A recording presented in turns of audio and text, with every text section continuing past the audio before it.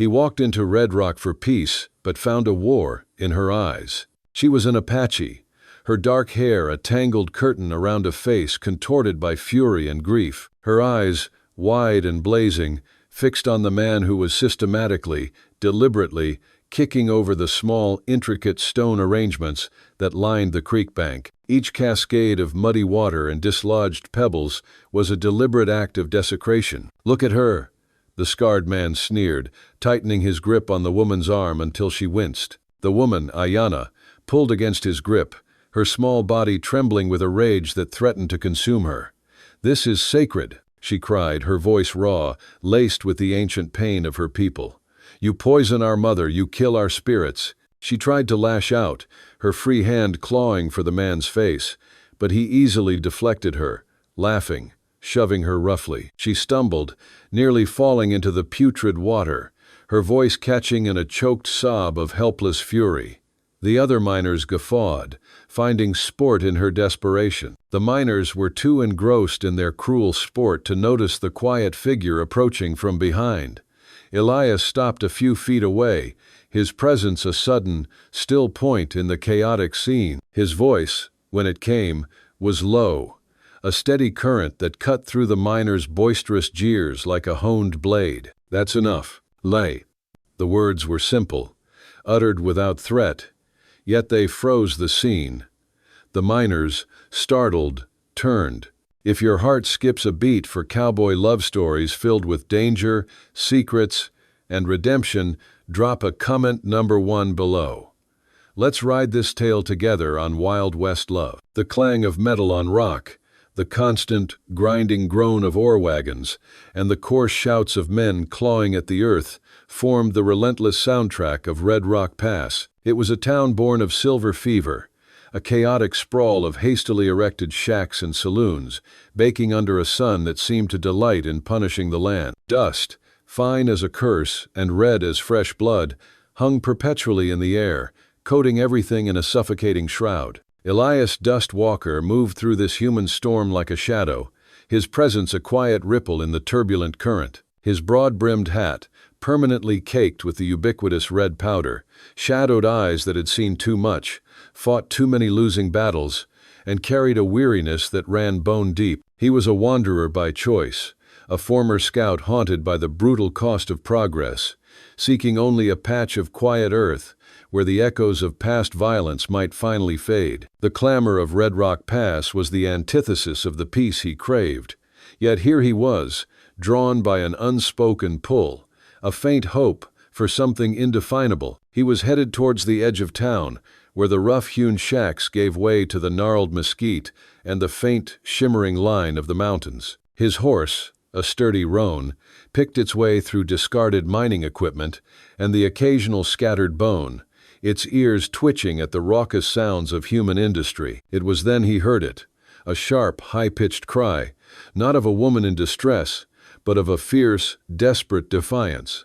It was followed by a volley of rough laughter and a sickening splash. Elias pulled the reins, the roan stopping instantly, accustomed to its rider's sudden halts. He scanned the scene, his hand instinctively resting on the worn grip of his Colt, though his fingers remained loose. Down by what remained of the Pinal Creek, a place once famed for its clear, life-giving waters, a scene unfolded that tightened Elias's jaw. A group of Silas Thorne's miners, easily identifiable by the crude, mud-stained insignia on their vests, stood clustered by the now murky stream. Their faces were flushed with whiskey and the arrogance of unchallenged power.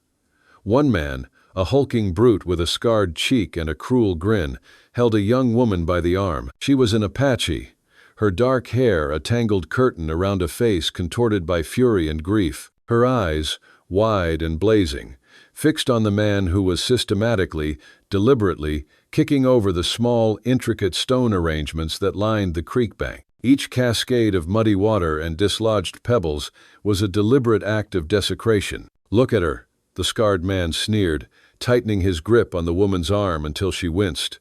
"Fighting for a pile of rocks. Savages and their superstitions, eh?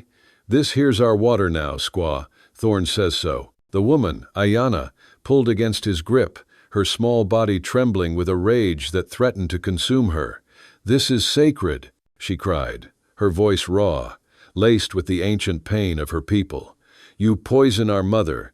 You kill our spirits." She tried to lash out, her free hand clawing for the man's face, but he easily deflected her, laughing, shoving her roughly. She stumbled, nearly falling into the putrid water, her voice catching in a choked sob of helpless fury. The other miners guffawed, finding sport in her desperation. "Sacred," another miner jeered, splashing a boot into the creek, sending a spray of foul water towards Ayanna. "This ain't sacred, little bird. This is where we wash the silver dust off our hands, and soon this whole damn valley will be ours." It was the sight of her trembling, the raw anguish in her eyes, that made Elias move. He dismounted, his movements economical and silent, his boots making barely a sound on the loose gravel. The miners were too engrossed in their cruel sport to notice the quiet figure approaching from behind. Elias stopped a few feet away, his presence a sudden, still point in the chaotic scene. His voice, when it came, was low, a steady current that cut through the miners' boisterous jeers like a honed blade. "That's enough. Now." The words were simple, uttered without threat, yet they froze the scene. The miners, startled, turned. Their laughter died on their lips as they took in the tall, unhurried figure. Elias's hands remained loose at his sides, his posture relaxed, yet there was an undeniable authority in his stillness, a quiet power that spoke of a man who knew how to handle himself. The scarred miner, still holding Ayanna, squinted, trying to place him. "Who the hell are you?" he growled, his hand drifting towards the pistol on his hip. Elias's gaze didn't waver, fixing on the man's face. "Just a man who's tired of seeing folks pick on those who can't fight back." He paused, his eyes flicking to Ayanna, then back to the scarred miner. "Let her go, and clear out. The creek's already seen enough abuse for one day." The scarred miner hesitated. He saw no overt threat, no drawn weapon. Yet something in Elias's unblinking stare, the quiet certainty in his voice, gave him pause. This wasn't a hothead looking for a brawl. This was something colder, something more dangerous. The other miners looked at each other, their bravado flickering. They weren't used to being challenged, especially not by a lone man with no clear affiliation. "This ain't none of your business, cowboy," the scarred man finally spat, trying to regain his footing, his grip on Ayanna tightening in frustration. This squaw was trespassing on Thorne's claim. "I don't see any boundary markers on the water," Elias replied, his voice still even, but a subtle edge now. "And I see a woman being tormented. Let her go." The tension stretched, thick and tangible, as the two men locked eyes. Ayanna, still held captive, looked from her tormentor to Elias, a flicker of something she couldn't quite name. Not hope, not trust, but a raw, desperate curiosity, entering her blazing eyes. The scarred miner, caught between his desire to assert dominance and the unnerving calm of Elias, made his choice. With a frustrated grunt, he shoved Ayanna away. She stumbled backwards, catching herself before she fell, her eyes never leaving Elias. The miners, sensing their leader's indecision, began to grumble, but they didn't press the issue. "You better not show your face around Thorne's operations again, cowboy," the scarred man warned, his voice low and venomous. "He don't take kindly to do-gooders." Elias offered no reply, his gaze steady. He merely watched as the miners, their swagger diminished, turned and ambled away, muttering curses under their breath. When they were out of sight, Elias finally turned his full attention to Ayanna. She stood rigidly, her chest heaving, her eyes still wide with a mix of defiance and disbelief. Her dark, braided hair was disheveled, a streak of mud marred her cheek, but her spirit, though bruised, remained unbroken. Elias merely inclined his head slightly, a silent acknowledgement of her ordeal. He didn't offer comfort, didn't try to engage her in conversation. He simply turned, mounted his roan, and rode off, leaving her standing by the defiled creek, a solitary figure etched against the brutal beauty of the Red Rock Pass. Ayanna watched him go, the dust from his horse's hooves rising to briefly obscure his retreating figure. The silence that fell after he was gone was louder than the miners' jeers, filled with the echo of his quiet intervention and the lingering, unsettling question of why. The dust from Elias's horse settled slowly around Ayanna, a fine red film that seemed to cling to her grief. She stood by the defiled Pinal Creek, her chest still heaving, the raw taste of humiliation and fury, a bitter tang on her tongue. The water, once a source of life and spiritual solace, now ran thick and brown, choked with the tailings from Thorn's mines. Each discarded stone arrangement, each scuff mark from a miner's boot, was a fresh wound on the land and on her soul. She had expected nothing less from the white men, had learned to anticipate their casual cruelty, their insatiable hunger for what was not theirs. Yet, Elias, his quiet intervention, the steady, unwavering gaze, the simple words that had cut through the miner's swagger, it had been a jarring anomaly. He had not been loud, had not sought glory. He had simply stood, a solitary figure against the tide of avarice, and in that moment, he had given her a breath of air when she felt she was drowning. Her people's plight, however, remained as suffocating as the dust. The Pinal Creek was dying, and with it, the very essence of their ancient way of life. The fish, once so plentiful that they could feed the entire camp, had vanished. The game, dependent on the clean mountain water, had migrated further into the shrinking wilderness. Hunger, a gnawing, insidious beast, was no longer a distant threat, but a tangible presence in the Apache camp. Children's bellies were distended, their laughter replaced by the thin, rasping coughs brought on by the poisoned water and the ever-present dust from the mines. Chief Kitchi, Ayanna's father, a man whose strength had once been as unyielding as the mountains themselves, now bore a heavy mantle of despair. His counsels grew longer, filled with increasingly desperate pleas to the ancestors, to the spirits of the land, for guidance. But the answers remained elusive, swallowed by the roar of dynamite and the clatter of machinery echoing from Thorn's ever-expanding operations. Ayanna spent her days trying to tend to the sick, mixing what few remaining traditional herbs she could find, but she knew it was a losing battle. Their ancient remedies were powerless against a sickness born of desecrated land and contaminated water. The medicine men spoke of imbalances, of the spirits of the earth crying out, but the physical reality of their suffering was undeniable. She saw the quiet resignation in the eyes of the elders, the fading light in the eyes of the children. It was a slow, agonizing death, not by direct violence, but by a methodical strangulation of their very existence. This wasn't merely about land ownership. It was about the deliberate erasure of a culture, a people, a way of understanding the world. And in the face of such overwhelming power, Ayanna felt a crushing helplessness, a burden almost too great for her young shoulders. Yet, the image of Elias Walker, standing so calmly against Thorn's men, refused to leave her. He was a white man, yes, but he had acted with an uncharacteristic honor. He had not sought payment, had not demanded anything. He had simply acted, seemingly from a deeper, unspoken code. It stirred a cautious, almost forbidden thought in her mind. Could there be a different path? A way to fight that did not involve more bloodshed, more loss? She knew the white man's ways were complex, their laws a tangled web of paper and words. Her people had only ever encountered these laws when they were used to dispossess them, to justify the theft of their land. But Elias, he seemed to understand those complexities.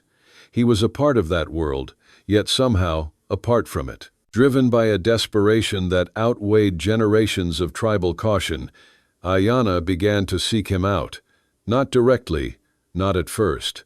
She would observe him from the shadows, from the edges of Red Rock Pass. She noted his solitary habits, his quiet meals, the way he seemed to prefer the company of his horse to the boisterous camaraderie of the saloon. He was an enigma, a man who fit into the landscape of the West, but did not seem to belong to its destructive ambitions. One evening, as the sun dipped below the jagged peaks, painting the sky in fiery hues, she found him mending a broken bridle outside a dilapidated stable. The rhythmic creak of leather, a lone lullaby in the fading light. This time, she approached him directly, her footsteps as soft as the desert wind. Elias looked up, his movements unhurried, his eyes meeting hers with that same quiet, acknowledging gaze that held no surprise. "You speak their language," Ayanna began, her voice a low murmur, the English carefully articulated, carrying the subtle cadence of her native tongue. "Their paper words." Elias paused, his fingers stilling on the leather. "Some of them," he replied, his voice a low rumble, devoid of inflection, but not unkindness. "Enough to get by. My people are dying," she stated, her gaze unwavering, searching his eyes for any flicker of judgment or indifference. "Thorn pollutes our water. He takes our land. Our children sicken. Our old ones lose strength. Their laws, your laws, they allow this?" Her voice, though quiet, was filled with a searing pain, a raw plea for understanding. Elias looked away, his gaze drifting towards the distant, darkening mountains. A long silence stretched between them, filled only by the whisper of the wind and the distant clamor from the town. Ayanna watched him, her heart thumping against her ribs, uncertain if she had crossed an invisible line, if she had asked too much. When he finally spoke, his voice was softer, tinged with a weariness that resonated with her own deep sorrow. "Their laws are made by men. For men," Elias said, his eyes returning to her, holding a complex mix of knowledge and regret. "And often they are twisted to serve power, to serve greed. They are not built on the spirit of the land, or the wisdom of old ways. They are built on paper, and the will of those with the loudest voices, the most guns, the most money." He sighed, a sound that seemed to carry the weight of countless injustices. "But sometimes," he continued, his voice gaining a quiet intensity, "sometimes they can be used against themselves. There are rules, even for men like Thorn, permits, deeds, regulations for mining that they often ignore when they think no one is watching.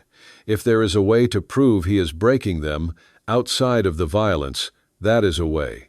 He spoke not of grand strategies or heroic battles, but of tedious, painstaking work, of searching dusty records in distant county seats, of documenting violations, of understanding the precise, often baffling jargon of property claims and mining rights. He described the process with a detached practicality, as if reciting facts from a forgotten textbook. He told her about the land offices in distant cities, the archives, the bureaucratic maze that, theoretically, protected even the Apache, if only they knew how to navigate it, how to find the specific clauses Thorn was violating.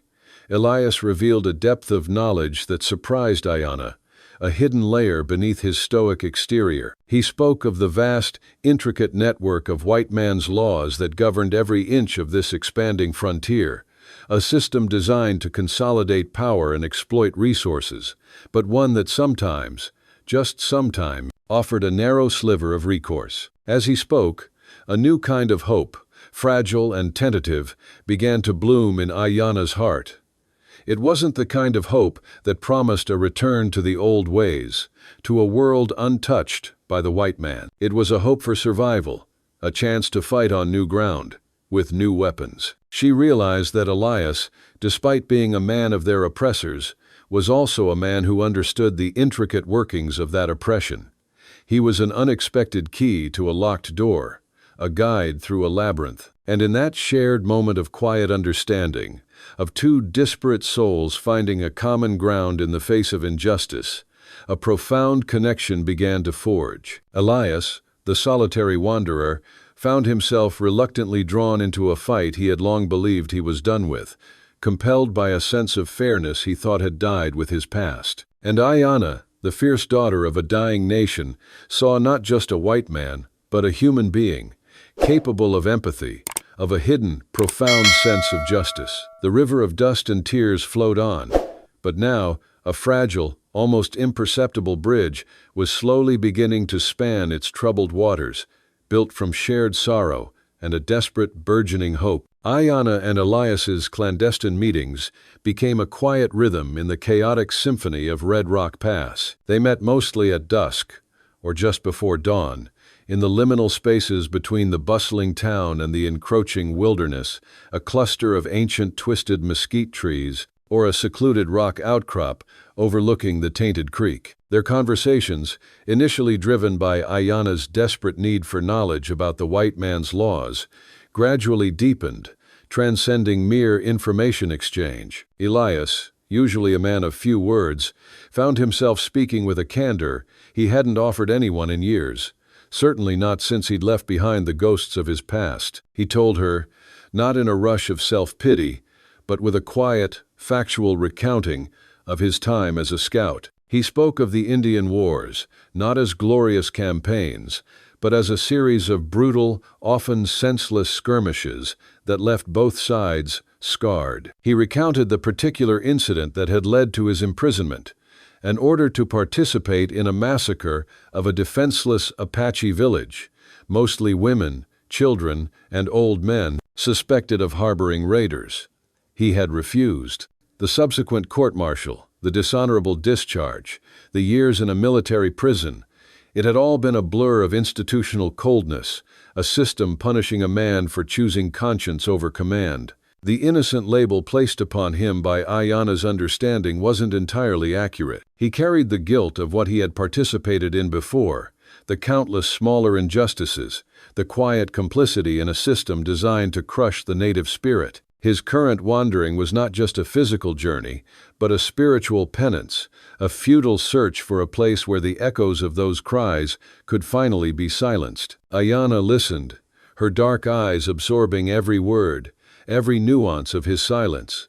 She didn't offer facile comfort or judgment. She understood the weight of his truth, for her people carried similar burdens, the collective trauma of broken promises and unavenged losses. In turn, she spoke of the Apache, not in grand, romanticized terms, but with the raw, visceral pain of her present reality. She described the Pinal Creek, once singing with life, now weeping muddy tears. She spoke of the sacred mountains, their ancient voices silenced by dynamite blasts. She recounted the wisdom of her elders, their prophecies of balance and respect for the earth, now drowned out by the clamor of greed. She spoke of her grandmother, who had taught her the names of every plant, every star, every spirit, now frail and coughing from the tainted air. Her stories were not just personal, they were the collective lament of a dying nation, a living chronicle of dispossession. Through these shared narratives, a bond formed between them,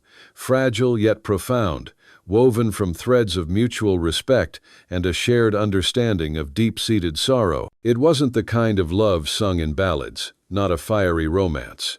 It was something deeper, quieter, a recognition of kindred spirits scarred by a brutal world, finding solace in each other's presence. Elias saw in Ayanna not just a victim, but a fierce, intelligent warrior, fighting with a dignity that shamed the very men who oppressed her. Ayanna, in Elias, saw not just a white man, but a soul burdened by his own history, seeking redemption in quiet acts of defiance. He began to teach her about the white man's ways of fighting, how to read the complex land deeds that Thorn had used to acquire their ancestral lands, how to cross-reference mining claims with government regulations, how to document the daily environmental violations with meticulous detail. He showed her how to write formal complaints, how to address them to the proper authorities in distant territorial capitals, emphasizing the importance of precise language and undeniable facts. Their covert operations became more daring.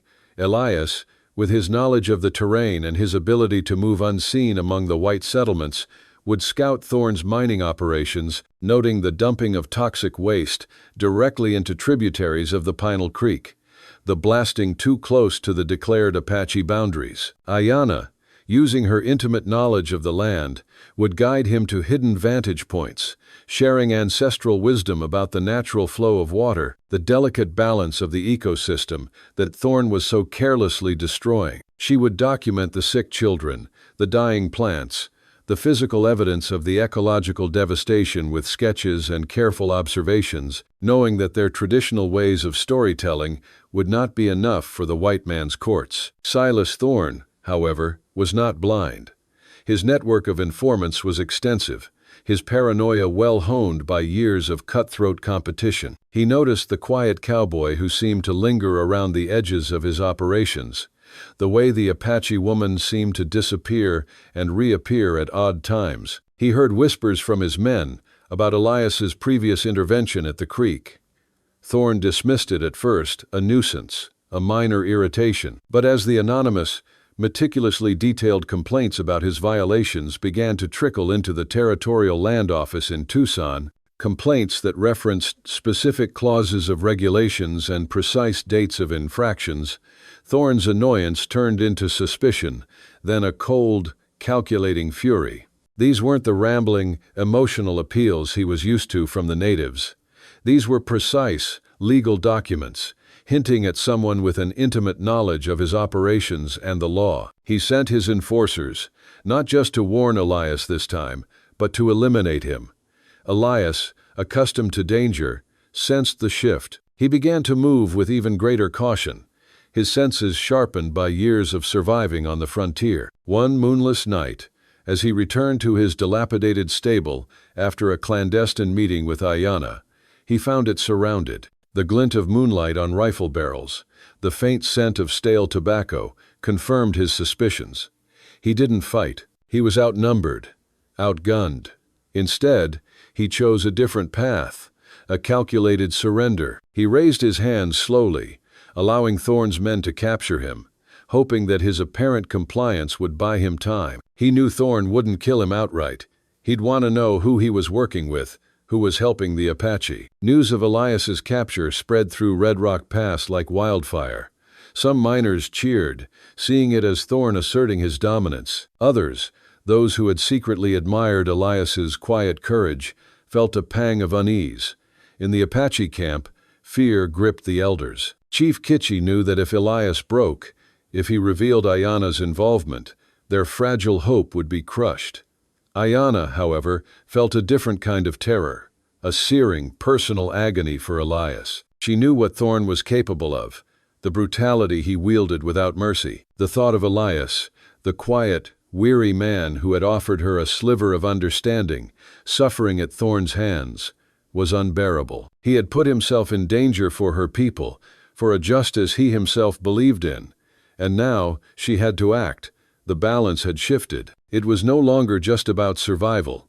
It was about loyalty, about a shared destiny woven into the very fabric of the desolate landscape they both called home. The river of dust and tears, once a metaphor, now threatened to become a literal flood, carrying away everything they held dear. The moonlight cast fragile silver streaks upon the cracked earth of Red Rock Pass. The entire town slept, deep in its stupor of liquor and greed, with only the chirping of crickets and the wind whispering through the cacti to remind them that a night in the west was never truly peaceful. On the outskirts of town, in a wooden shack half hidden behind a rocky hill, Elias sat by the flickering oil lamp, clutching a crumpled piece of paper, a list of silver mines bordering the Apache reservation, where Silas Thorne had been illegally operating for months. His hand trembled slightly, not from fear, but from a cold, silent rage, a feeling Elias hadn't known since leaving the army. It was a rage directed at people like him, white, self-proclaimed pioneers of civilization, who were trampling on the souls of others, laughing over blood and tears. And now he, a wanderer, a stranger among his own kind, had to choose, stand by as before, or stand up again, even knowing he would have nowhere to return to afterwards. A soft rustle of footsteps sounded outside. Elias knew it was Ayanna. Her footsteps were unmistakable, cautious yet determined, fragile yet never weak. She knocked precisely 3 times, their agreed-upon signal. Elias rose and opened the door. Ayanna stepped inside, her earth-red shawl dusty from her journey, her eyes gleaming in the dim light, conveying a mixture of urgency and deep sorrow. She didn't need to speak. Elias understood that something had happened. "Someone in the village has a high fever," she whispered. "The water has changed color. Children are breaking out in rashes. They say the water from the creek is poisoned." Elias clenched the paper in his hand.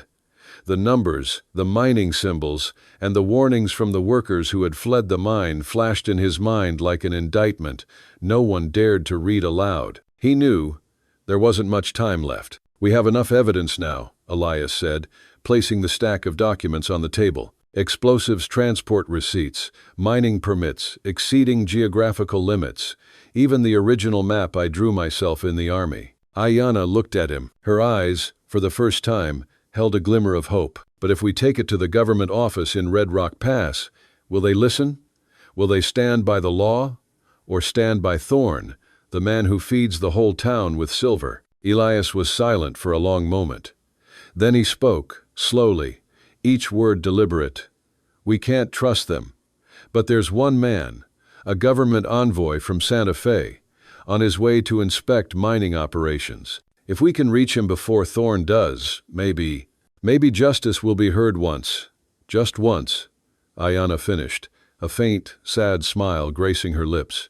Yet there was fire in her eyes. They looked at each other, not needing many words, like two people who had shared too much pain to feel awkward. From two worlds that seemed destined never to meet, they now stood together on the same precarious line, where truth could be gunned down at any moment. Elias handed her a worn leather pouch. "Everything is in here. Tomorrow morning, that official will arrive in Red Rock Pass. We have to leave at dawn." The sky was still dark. Mist clung to the trail leading towards the town. Elias rode his old horse, Dusty, while Ayanna sat silently behind him, her hands clutching the leather pouch containing their fragile truth, light as a feather. In the distance, the lights of Red Rock Pass slowly emerged like a fortress riddled with traps. Neither of them saw the figure lying in ambush behind a rock outcrop, Silas Thorn's henchman, with his pistol cocked and soulless eyes. When the gunshot rang out, Elias barely had time to lean, shielding Ayanna with his entire body. He fell from the horse. She screamed, her trembling hands cradling Elias. Blood gushed from his shoulder, soaking his dusty leather jacket, but his eyes were clear, his voice hoarse. "Go, Ayanna, don't stop.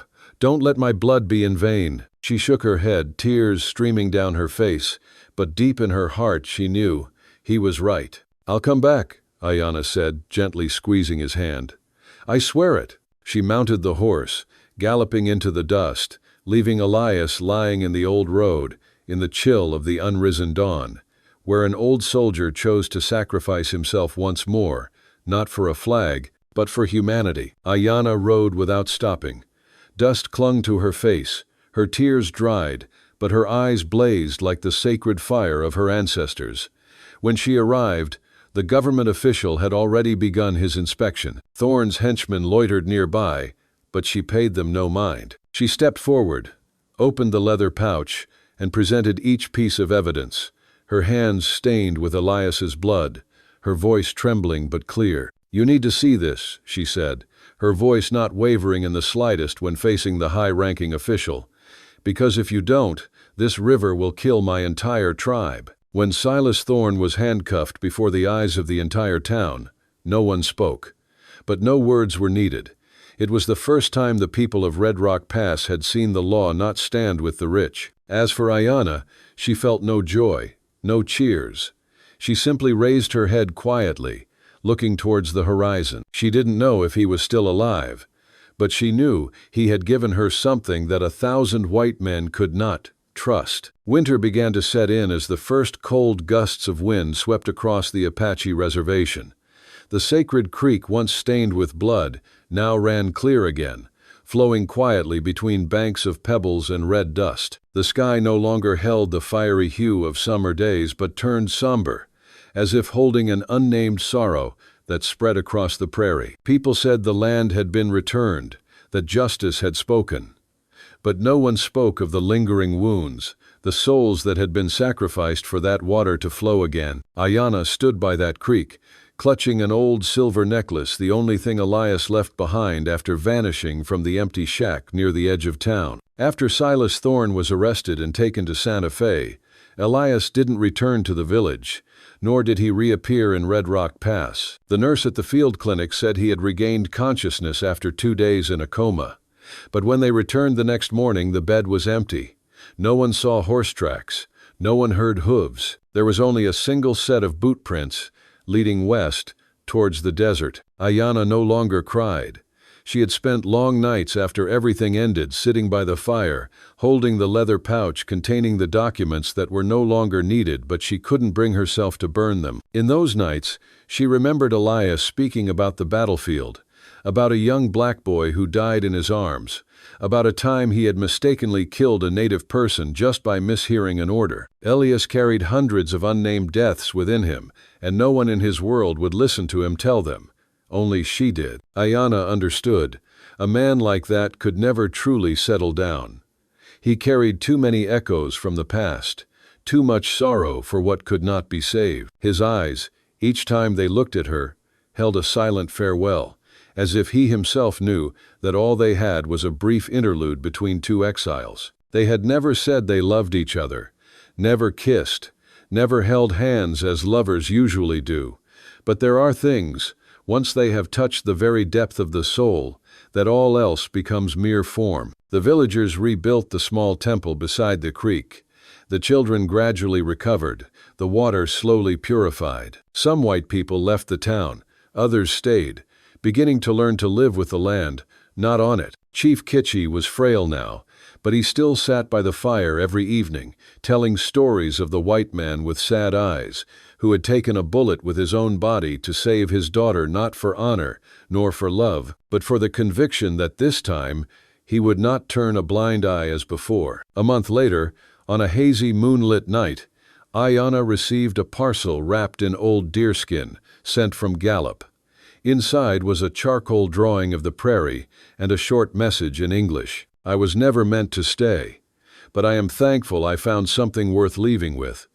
D. Walker. Ayanna ran her hand over the drawing where her silhouette stood by the creek, her shawl fluttering in the wind, and a distant, indistinct figure, but enough for her to recognize. Elias belonged nowhere, but a part of him would forever belong to this river. Many years later, people recounted the legend of the Dustman, who once saved a tribe by silently listening. They called him Walker, the nameless wanderer, without a home, only a lost heart. No one knew where he died, but it is said each spring a stranger appears outside Red Rock Pass, leaving boot prints leading to the creek, and a small stone placed next to the boulder where Ayanna used to sit. Ayanna never married again. She became a guardian of her culture, teaching the village children both Apache and English. She instilled in them what she had learned from Elias, about understanding, about reading the law, about humanity, into every lesson. She didn't teach them to hate white people, but rather, every nation has its plunderers and its kind people. Our task is to know how to distinguish and choose our path. Each evening, she still went to the creek bank, where the wind carried the scent of wild mint across the prairie, and the fiery sunset reflected upon the water. She placed Elias's necklace in a rock crevice, as if to preserve the piece of his soul he had left behind. She didn't expect him to return, but always left an empty space beside her, in her dreams, so that one day if his shadow returned, she wouldn't need to ask, why, but simply smile, and say, welcome home. Red Rock Pass still existed, but it was no longer a silver town.